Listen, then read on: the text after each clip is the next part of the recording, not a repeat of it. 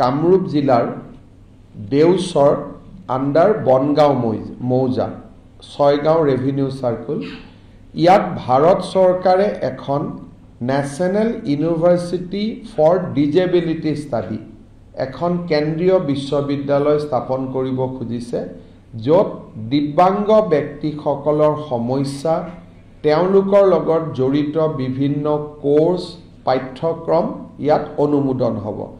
এইটো নহয় যে তাত দিব্যাংগসকল পঢ়িব, ইয়াত দিব্যাংগসকলক ট্ৰিটমেণ্টৰ কাৰণে প্ৰয়োজনীয় বিভিন্ন কোৰ্স পঢ়ুৱা হ'ব।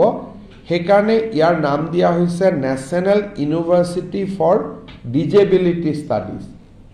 যদি আমাৰ দিব্যাংগসকলৰ বা ডিজেবলসকলৰ সমস্যাসমূহৰ সমাধান বা বিভিন্ন ট্ৰিটমেণ্টৰ যিবিলাক ছাবজেক্ট আছে সেই ছাবজেক্টবিলাকক লৈ ভাৰত চৰকাৰৰ সামাজিক ন্যায় বিভাগে অসমত national university for disability studies নামৰ এখন বিশ্ববিদ্যালয় অসমত স্থাপন কৰিব খুজিছে।